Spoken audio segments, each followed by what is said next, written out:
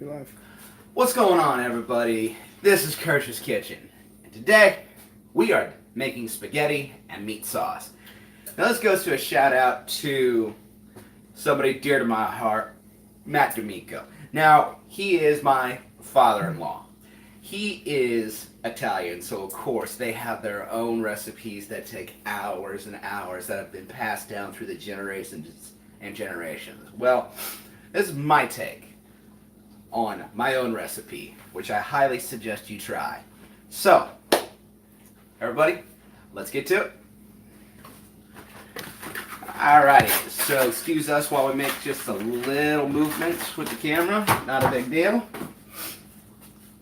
Alrighty, so first thing you want to do is you want to get your pan onto medium heat, okay? And then you want to grab some bacon. Doesn't have to be real expensive bacon, just some bacon, because we're looking to grab the fat out of it. If you have some bacon grease, you can just sit back and relax for the rest of this time. Alright, so give this a little cut right here. I'm going to throw bacon right into the middle. Doesn't have to be too much, you know, because once you actually get this in, it's actually going to render out a lot of the bacon grease. Alright, so I think we used maybe about half a package. There really wasn't much in that package, to be all honest with you. Alrighty. So grab yourself just a little spoon right here. Give that to actually be able to do this recipe on here without actually taking 5 hours. We're going to do something in TV land called switch outs, okay? Which unfortunately is the only way that we could have gotten this done, okay? So, once I get the majority of this done, you're going to see exactly what you're going to be looking for. And then we can move right on. Kind of compress this down from something that So we got two people watching down here. So this thing crapped out for a second, but I got to come back up. So there's going to be a blip in there like me fixing the camera. Alright, so now we got the bacon going on just nicely. Now, once you're actually going on right here, this is what you're going to have set up. Alright? You're going to have 1 to 2 small diced onions. You're going to have 1 or 2 stalks of celery, depending on how big you're actually going to do it. And then something that doesn't look good, but it tastes fantastic. It's just mushrooms that I pulsed in my food processor for a while. If you don't have a food processor, then just give them a quick little, chop. They're not going to be as fine as this is right here, but they're going to be pretty good. And then right off to the side, we have a star anise pod. These things got a smell of black licorice, okay? Then we have 3 cloves, just regular cloves. Smells just like cloves. Plus, if you want to take the time not to mince your own garlic, that's fine. Otherwise, just use minced garlic. Alright?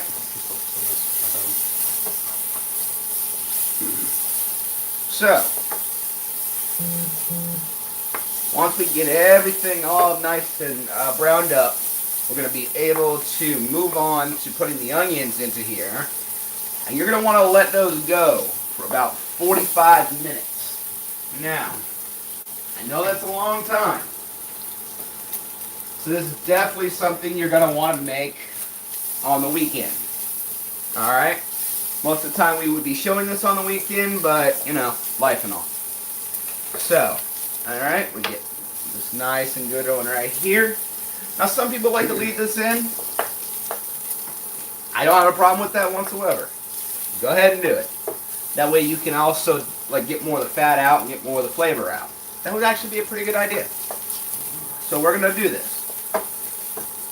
We're just going to get enough of the fat out to kind of start to caramelize up the onions, which I believe we got. So we're going to leave these in there till they get all nice and brown. Alright, so you're going to take your onions right into there. Okay? Might see a few stalks of celery because of the way I have everything set up. But, hey, this is live Facebook. Trust me, not everybody can be live and be absolutely perfect. Okay? So, I know it doesn't look like a lot, but because we have to make some half batches, that way y'all didn't have to wash for 5 hours, this will give you down the basics. Okay? So give this a nice, good little stir. Alright, now put it on medium-low heat. Nothing too extreme. And I would normally say salt with this, but the bacon already has salt right in it. Alright? Now you're going to want a little cotton bag. Just nothing too big. If you don't have one of these, you can put your spices directly into there. Just make sure you pound them up and mince them up. Alright? I'm going to take the pod. I'm going to put it right into the middle. Right into there. Take your cloves, put it right into there. You're going to close that up, and you're going to smack it with your... You're going to smack it with your knife. Just give it a little smack. Just that way everything's nice and broken up. And you throw it right into there. Now I got a lot of this recipe from one of my favorite chefs, but I've tweaked it a little bit to make it my own. So, alrighty, you're gonna get. So this is gonna take a while. Alright?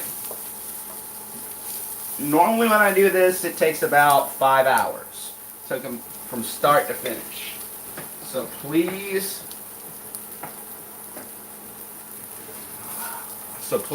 just try to get through it. Trust me. As the words of a favorite chef that I love, your patience will be rewarded. Alright? So, get everything all nice and mixed up. And we're going to put this up, and we're going to keep this right here. While this is going right now, you're going to want to get your tomatoes, your diced tomatoes that you have from the can. You're going to want to get those broke out of the can. If you have a separate one, you're going to want to start to simmer those down, but I'll show you that a little bit later. Alright, these are getting nice and good. They're not getting caramelized fast enough for me. So, just a little bit of sugar. That should do it. Just a tiny bit of sugar directly right into the pan. Probably no more than maybe half a teaspoon. Nothing too extreme, because we don't want to make this sauce sweet. Alrighty? So, give that a little stir. This will help caramelize the onions. Get everything, smells good in here. Get everything all nice and brown. Alrighty?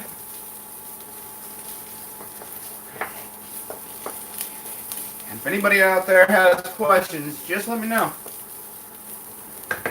Alright, so we'll let this go. Please ask.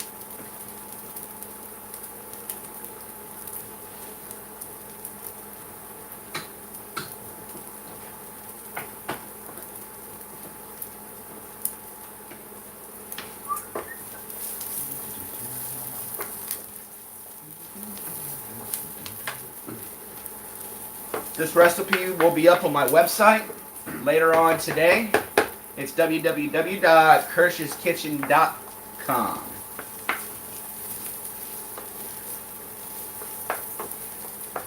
Please go check it out. I'm also thinking about starting a blog as well. That way people can share ingredients or share different recipe ideas. So, alright, so you've been watching for a little bit. You can start to see that the onions are starting to caramelize up ever so slightly. And we're going to want to take that to all the way to caramel. So it's going to be a nice brown type of look to it. So, unfortunately, there is no way to get around this. You're going to want to watch this, stirring every minute or so for the next 30 minutes to make truly caramelized onions. Alright? Because I kind of sneaked out with the onion, or I'm sorry, with the sugar. It's going to be a little less, but it's still going to take some time. Alright?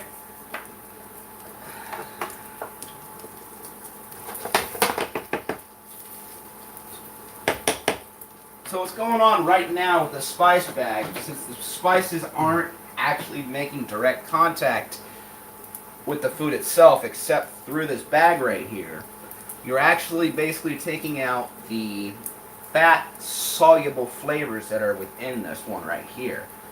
So this is going to perfume the whole dish with just a little bit of clove and a little bit of the star anise type of smell to it. Alright? So, one quick little stir. That's another thing. When you're stirring stuff, try not to over stir it. Why? Because if it's moving around and it's up in the air, it's not actually cooking. That's all there is to it. Alright?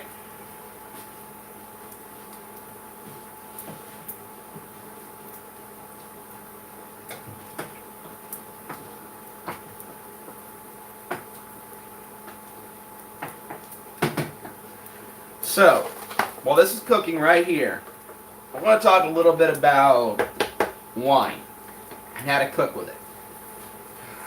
Now, it doesn't need to be really expensive wine to cook with. That's all there is to it. The wine that I normally cook with, costs maybe $3 for a whole bottle. Really not too terribly expensive. So, it's usually just the cheapest wine you can find, but please do not buy cooking wine. I don't know why people cook with cooking wine. In my opinion, it's the worst kind of stuff to cook with. I'm sorry. It's just not worth it. Plus, it has the salt level is through the roof, and it's just gross. It's just not where you want it in life. Alright? So, I'm going to throw... Alright, so the onions are starting to caramelize some more, which is nice. I'm going to throw a little bit of garlic in here. Really doesn't matter which kind. If you want it, like fresh garlic, that's fine. But this is more for just a normal family. So just go out and grab some minced garlic. I'd probably say we put in probably about 2 or 3 cloves worth. If you want more, as I said, go right ahead. Alrighty, so we're getting this nice, got a good smell to it right now. Alright? So now I want to throw in the celery right into the middle. Okay? Celery goes right into the middle.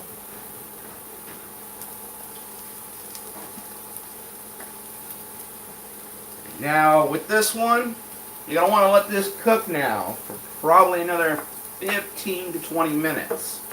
Just to let everything come together, okay? Now, this is going to be boiling now, or simmering more or less, for about 3 hours. So, so don't worry about how big the slices are. Trust me, they will completely dissolve. Alright, so we're getting good little coverage right here. Everything's smelling absolutely delicious. Alrighty, so let's get a nice and good one right here. So,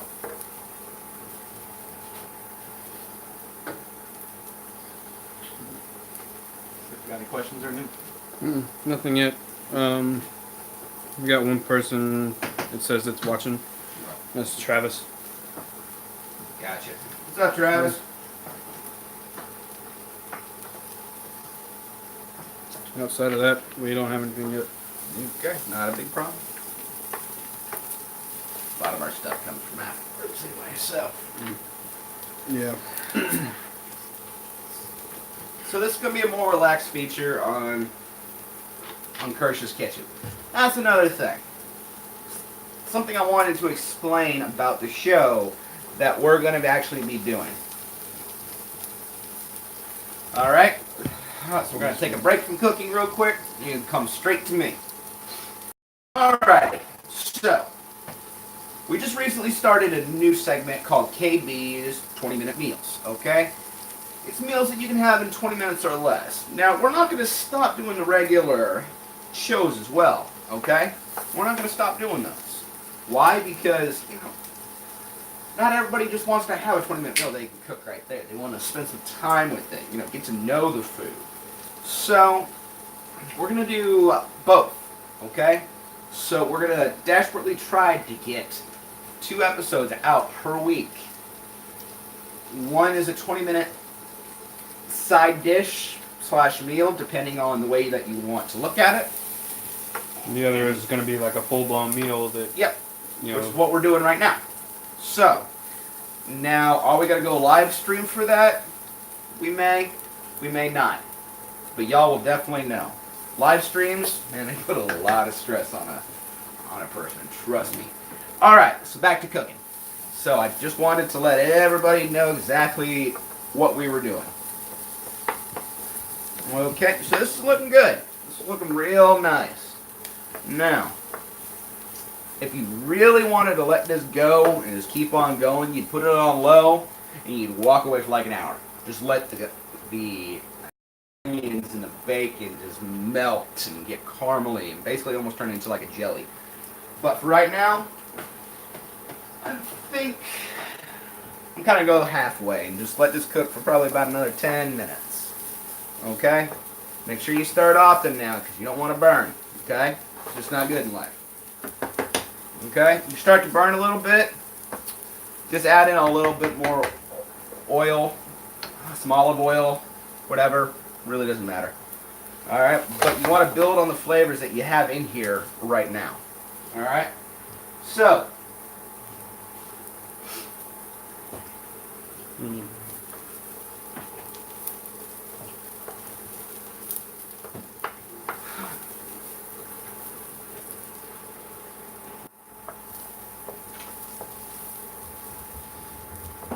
Pardon the technical difficulties, guys. Trying to get into the fridge. yeah, that's the thing about having a small kitchen, which I apologize for. Beautiful. Alright, so, something else I want to talk about, the meat. Alright? Now, if you want to take the time to ground your own meat up, please do. I will never tell somebody that that is a bad idea. But, for instance, for the intended purposes for this show, just get some ground beef. Really doesn't have to be all that expensive stuff, okay? So for now, I'm going to put this off to the side in the back burner. Well, actually, I'm going to keep it right up here because I'm pretty sure y'all know how to ground or how to cook ground beef. Just going to take some up right here, put it in your hand, you're going to put it directly into here. Now you want to crank this on medium-high heat because you want to sear it. You want to get those brown things down at the bottom, okay? So, just make sure that doesn't burn for me, okay? So, we're going to crank that up. We're going to put this off to the side. Alright? So, we're going to give this a little stir. And we're going to move everything back to the onions, the celery, all that good jazz. Alright, we're back. So, the thing that a lot of people have a question with is when it comes to red sauces is, how do you cut the acidity? How do you cut the acidity? Well, there's one of two ways of thinking.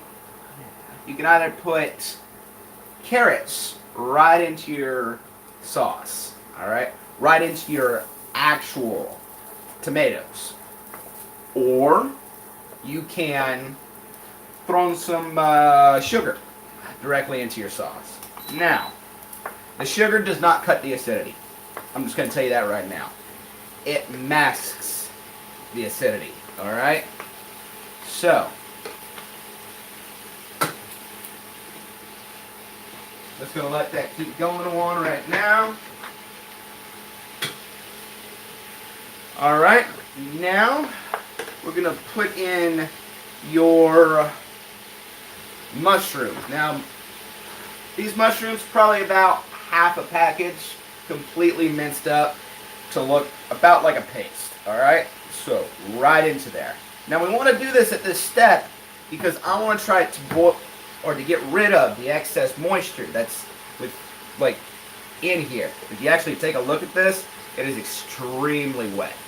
Alright, so I want to try to get rid of some of that. That way it cuts down on the cooking time later on. Alright?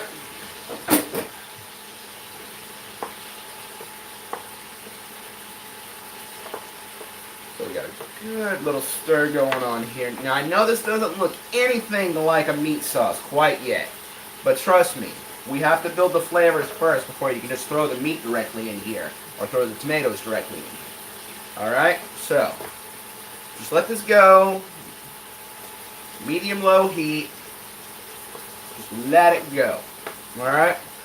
Now, you're going to know when it's done. When you can pretty much smell garlic and celery from anywhere in your house. Alright? About 30 minutes, if you were taking your time. But for the cases of this, I'm not trying to waste your time. I'm just trying to give you the basic knowledge you need to show you the order in which things need to be.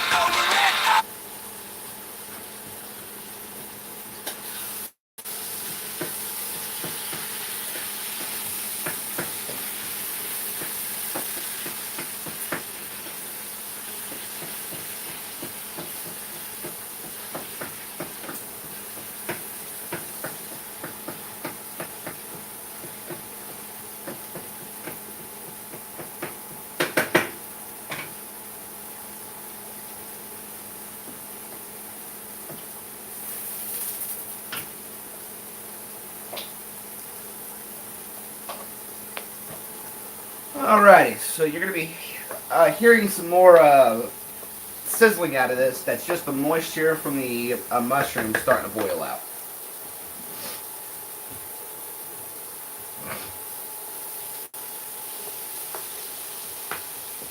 Now, if you want to make this, a little bit more chunkier, you can always keep the mushrooms, relatively good size, but most of the time, I think they kind of, like in the final dish, they're kind of mushy. They really don't, go along with the actual full texture of the dish itself, in my opinion. So, I would just stick with this, but, you do you.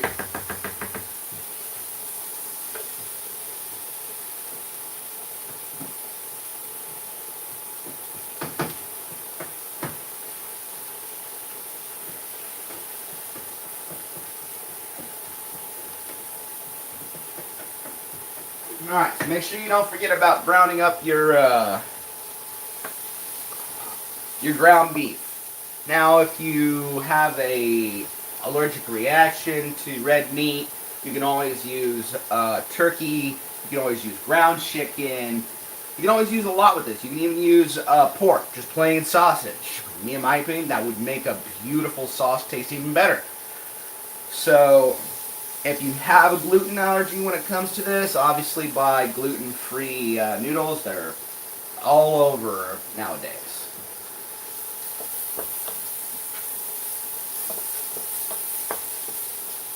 Alright, everything's starting to look good, starting to come together very nicely.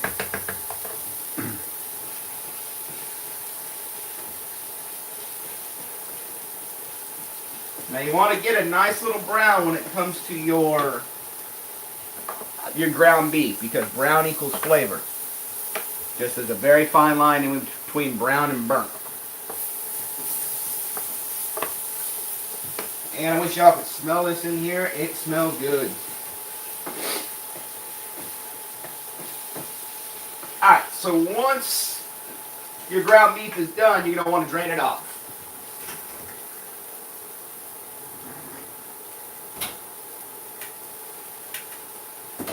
Alright, so right now we're looking at right about the point because the onions have beautifully caramelized. The celery has very much lost a lot of its color. Alright, now I'm going to put your meat right into here, okay? right into there. Okay, give this one last little stir. Nice little stir. Make sure everything's incorporated. Now, remove your spice bag mixture, okay? If you didn't do that, then you're good to go. So make sure just to let everybody get to know each other just for a couple seconds. Now we're gonna crank this up to high, okay? Because everything in here, there's nothing really gonna burn at this point in time. But we do have a lot of flavors down at the bottom, especially if you're using a cast iron skillet or something like that that we need to get off of there. Alright, so deglaze with about probably half a cup of white wine of your choice. Okay? And we're going to want to scrape off all the little bits and pieces that we have down at the bottom of the pan. Alright? So there's the meat sauce you were talking about. Or that I was talking about. Got bacon, got onions, got garlic, got celery, got... Oh, my God. Ooh, I'm sorry, guys. I kind of went off to myself there for a little bit. Alright. So. Alright, so now, the biggest thing when it comes to this recipe, you have to use whole evaporated milk. Alright? I've tried skim milk, I've tried part skim milk when it comes to this. I've tried heavy cream, I've tried everything. The reason that you want to use evaporated milk is because it does not curdle when it comes to the wine, okay? So you're going to want to put that directly right into here, alright? Right into the sauce. If you want a little creamier, you can put the rest of it in, but about half a can should do it, okay? So, I'm going to put this, I'm going to let this kind of get to know each other a little bit, kind of come together. Now, next thing we're going to be doing is we're going to be putting about a whole container of beef broth right into here. I'm going to use what little leftover that I had, because you never want to waste anything, because food's already expensive enough. And then put what you believe is the proper amount for a whole container, okay?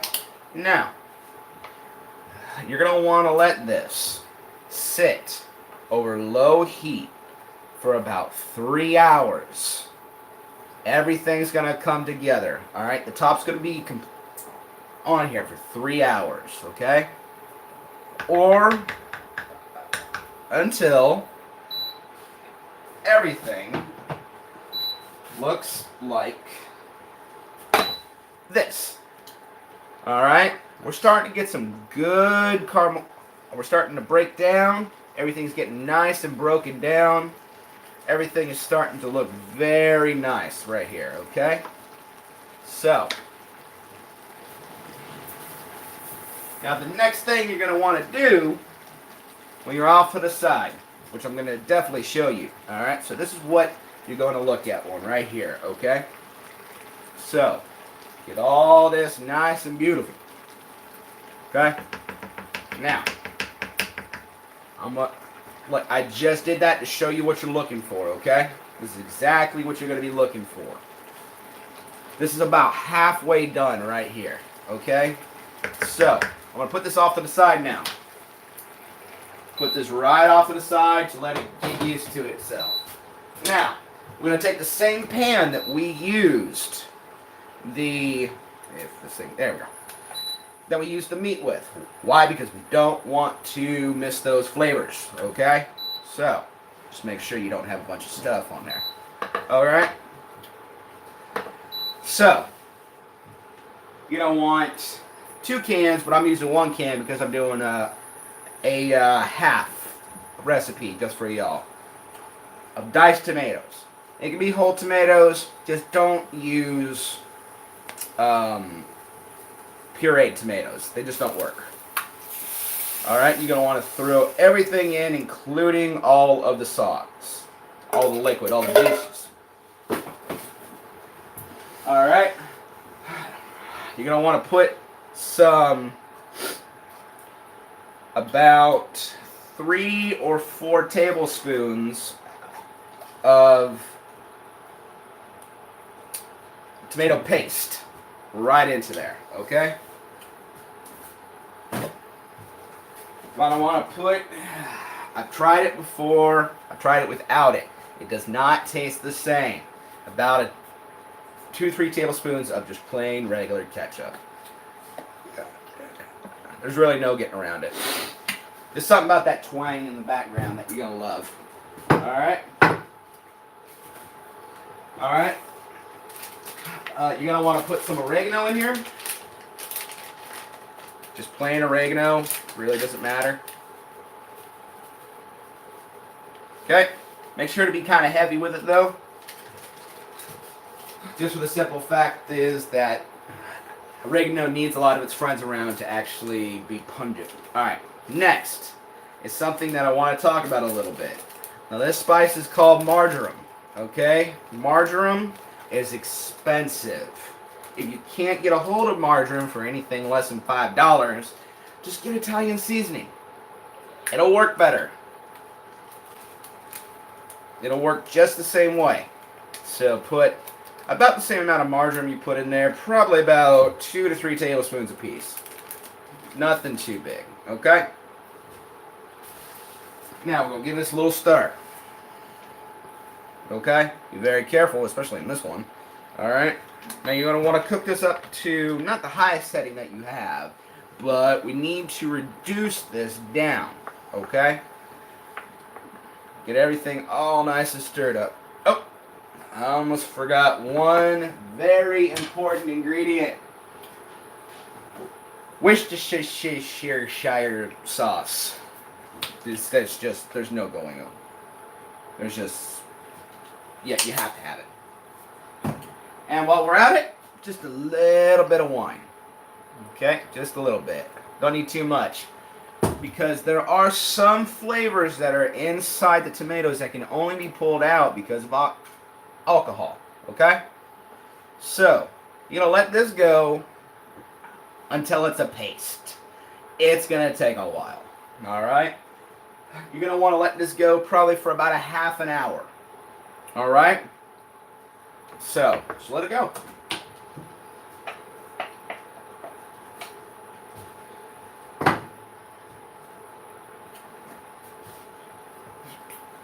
So if anybody's got any questions, let me know. If you want, well, actually, right now would be a great time to throw in your favorite hot sauce if you wanted a little spicier. Me, I'm a purist. Just leave well enough alone.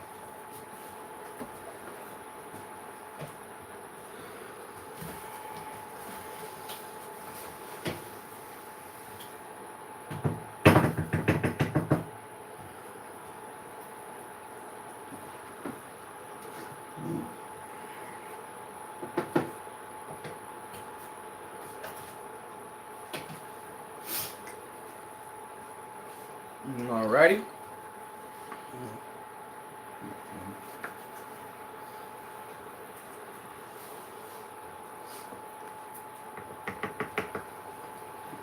Be off to the side right there. And we're going to do one more switch out. Just because I didn't want y'all to have to watch this thing boil. I'm sorry, but a watch pot really doesn't boil. Unless you have an induction cooker, then it boils fairly quickly. Alright? So I'm going to put this off to the side. Now you're going to want to do it until it more or less looks like this. Nice and thick. Rich. All of pretty much everything that made this a liquid is pretty much all gone. Okay? So at this point, once you get your tomatoes to this point, you're going to want to put them right off to the side. Okay? And you're going to want to bring in your meat dish right here. Alright? Now this isn't quite ready, in my opinion, for the tomatoes. Why? Because we still got some liquid, still kind of, you know. So, right now, though, would be the perfect time to taste it. Always taste your food. Always taste your food. I can't stress this enough. Why? Because how are you going to know what it needs? If it needs more garlic, now's the perfect time to do it. It needs more salt. I'd hold off on that because we did use bacon. We did use the stock, all of which have salt in it.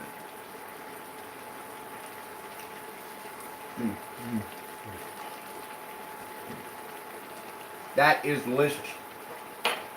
However, it needs to reduce just a little bit longer. So, not quite all my switch outs happened perfectly, but this is the first time that we've done it. So now, since this has cooled down a little bit right here, I'm going to put this down here to kind of chill out a little bit.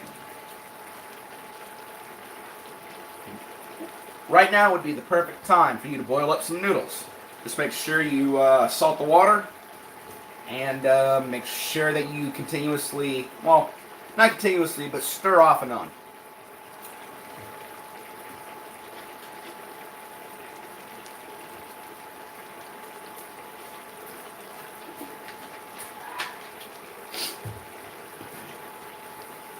Man, the smells in here, I'm telling you.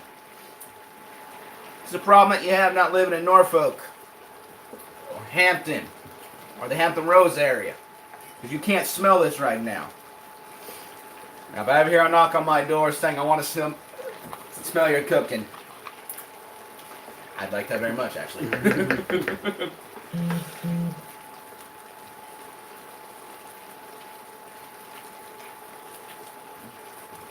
Alright, get your butt back in there. Now, it's more or less getting there. It's getting close. You don't want it completely done because you want to be able to still, coat the noodles. Alright? Now, you're going to put your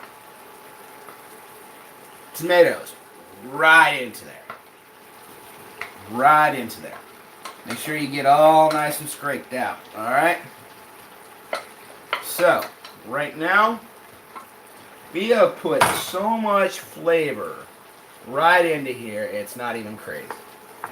Now, if y'all want a quick little 20-minute spaghetti, I got you. That will be the next 20-minute meal. But for now, we've basically sped up the time that you're going to be doing this spaghetti sauce into about a half an hour, what would normally take about 3. Alright, get everything all nice and stirred up. And it's all thanks to switch outs. Oh, switch outs where it's at. But then again, we're going to have a lot of spaghetti tonight. Yeah. So, going to get this all nice and stirred up. Now would be a perfect time to throw in some Parmesan. Excuse us while we go to our fridge right quick.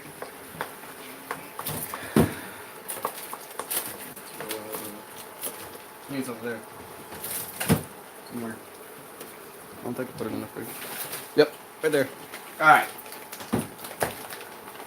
So, probably about maybe a third of a cup of Parmesan cheese. If you want a little more, that's fine, but don't go overboard on this. Because this is not Alfredo. That's just there to accentuate the flavor of the stuff that we already have going on right now. Okay? So get everything all nice and stirred up. They should only get to know one another probably about the same time that it takes to boil the noodles, okay? Make sure, though, you go for real Parmesan cheese and not that stuff in a can, because that's not real Parmesan cheese.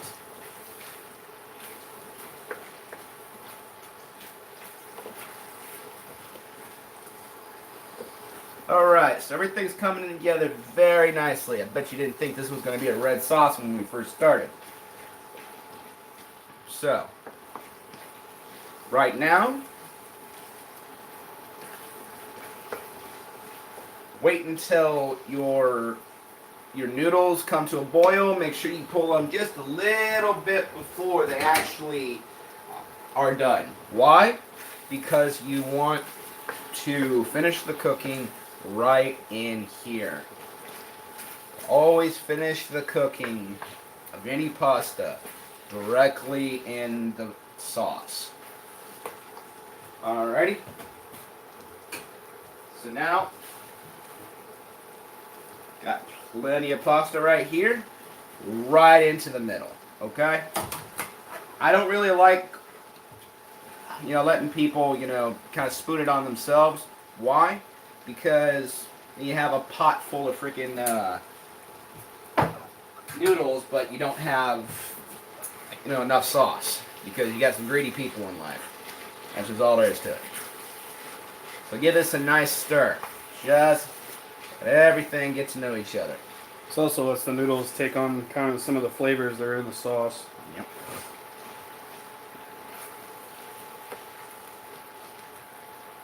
I think this is what, like the 4th time I've eaten this? Oh yeah. Yeah, I make this at least 2 or 3 times a month because it is great and it's not all that expensive, to be all honest with you. It really is not all that expensive. I think the meat was the most expensive thing. And I spent maybe just under $12 for it. Yeah.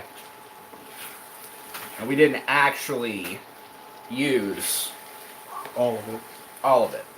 So this meal probably costs, you can feed probably close to a family of 4 for maybe less than $10 with this meal. And honestly, that's what you should do. You should try to always let your money stretch as far as possible.